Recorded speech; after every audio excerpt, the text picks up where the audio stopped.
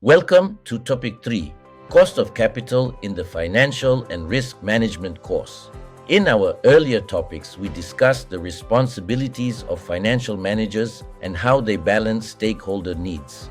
Today, we will focus on a critical concept, the cost of capital. This topic helps us understand the minimum return that a company must generate to satisfy its financiers, whether they are shareholders, lenders, or preferred stockholders. Without this knowledge, firms could either overestimate project benefits or underestimate financing risks. Think of cost of capital as the bridge between financing decisions and investment choices. By the end of this topic, you should be able to 1. Define cost of capital and explain its significance. 2. Calculate the cost of debt, equity, and preferred stock. 3. Apply WACC in capital budgeting and investment decisions. 4. Identify limitations and practical applications in risk management.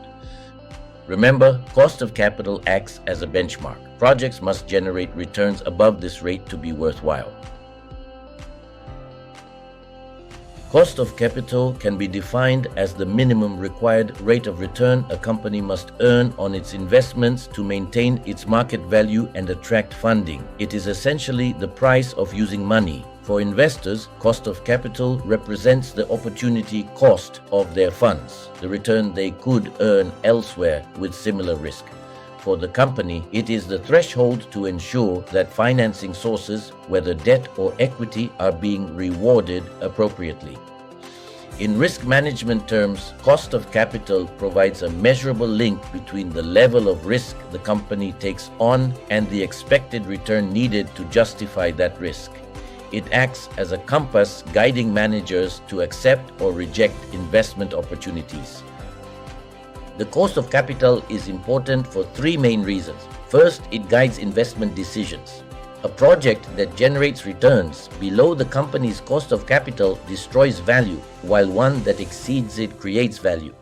Second, it forms the basis for capital budgeting. Techniques like net present value (NPV) and internal rate of return (IRR) depend on cost of capital as the discount rate. Third, it is central to firm valuation. Investors, analysts, and even regulators rely on the cost of capital to evaluate a firm's worth. Lastly, cost of capital aligns expectations. Managers, shareholders, and creditors may have different goals, but the cost of capital serves as a unifying measure of whether value is being created. The cost of capital has multiple sources. The three major ones are cost of debt, cost of equity, and cost of preferred stock. Each carries a different level of obligation, risk, and expected return. Debt is usually cheaper due to tax benefits, but excessive debt increases financial risk.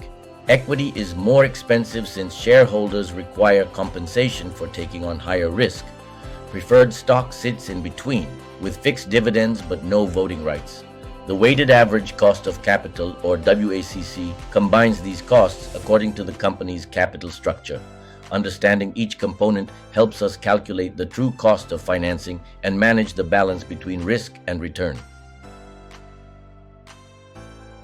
Debt financing includes bonds, bank loans, and other borrowings. Lenders expect interest payments, making debt a contractual obligation. However, one advantage of debt is the tax shield. Interest expense is tax deductible, reducing the effective cost of debt. The formula for after-tax cost of debt is KD WACC interest X, one tax rate. For example, if a firm pays 6% interest and the corporate tax rate is 25%, the effective cost of debt becomes 5%. This demonstrates how tax policy can encourage firms to use debt financing, but too much debt raises default risk, a key consideration in risk management.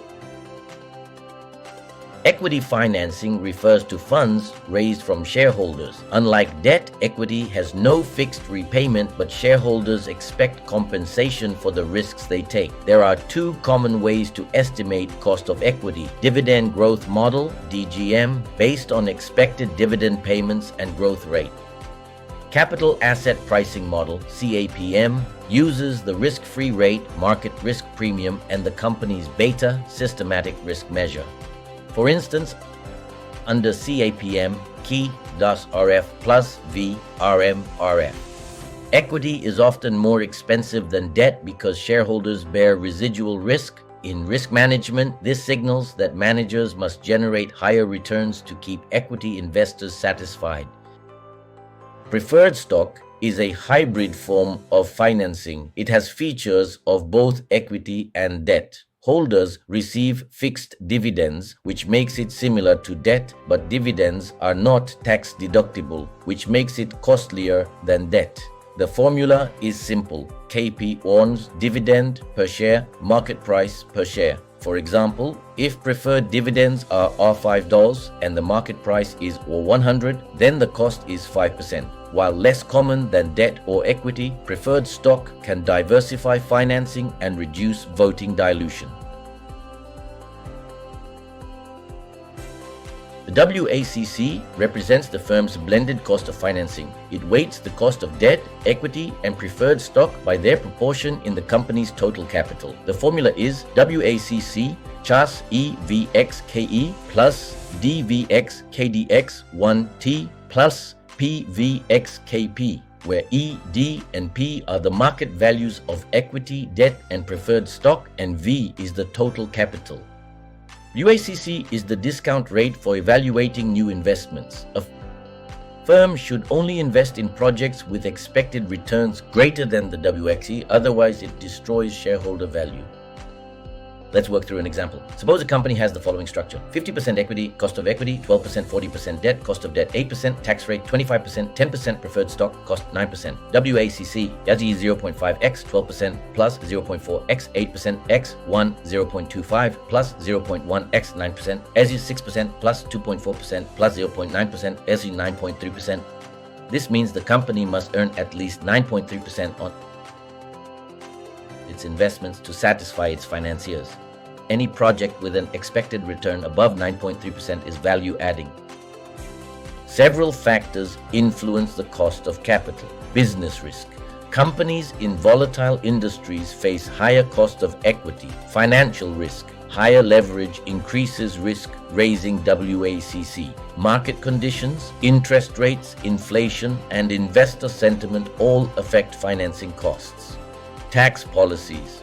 Higher tax rates reduce cost of debt due to the tax shield. These factors highlight why cost of capital is not fixed. It evolves with economic and business environments. Capital budgeting involves evaluating long-term projects such as new factories, technology investments, or acquisitions. The cost of capital acts as the benchmark discount rate. For example, when using NPV, we discount expected cash flows by WACC. A positive NPV means returns exceed the cost of capital. In IRR analysis, projects are acceptable if IRR WACC. By applying cost of capital, managers ensure that capital is allocated only to projects that generate sufficient returns to cover financing costs and risks. Cost of capital is also a tool for risk management. If WACC increases, it signals higher perceived risk by investors. Managers can then adjust strategies such as reducing debt or improving operational efficiency. In practice, firms use cost of capital to decide their capital structure, how much debt versus equity to use. It also guides hedging strategies to control exposure to interest rates, currency, or commodity price risks. Thus, cost of capital connects financing, investment, and risk management decisions. While essential, cost of capital has its limitations. It assumes risk remains constant, which is rarely true. Estimation methods rely on assumptions such as beta or growth rates, which can be inaccurate. Using the same WACC for all projects may misrepresent their risks. For example, a high-risk overseas project should not be judged by the same benchmark as a stable local project. These limitations mean managers must apply judgment, adapting cost of capital estimates to the specific context. In practice, cost of capital is widely used in investment appraisal, NPV, IRR, designing optimal capital structures, balancing debt and equity, valuation of firms during mergers and acquisitions, measuring performance of divisions and managers, Because of its wide application, understanding cost of capital is a key skill for financial managers and risk analysts. It is not just a theoretical concept, but a practical tool shaping corporate finance strategies. To conclude, the cost of capital is the minimum return required to compensate providers of funds for the risk they take. It consists of debt, equity, and preferred stock and is best represented through WACC. It plays a vital role in investment appraisal, valuation, and risk management, but it must be applied carefully given its limitations.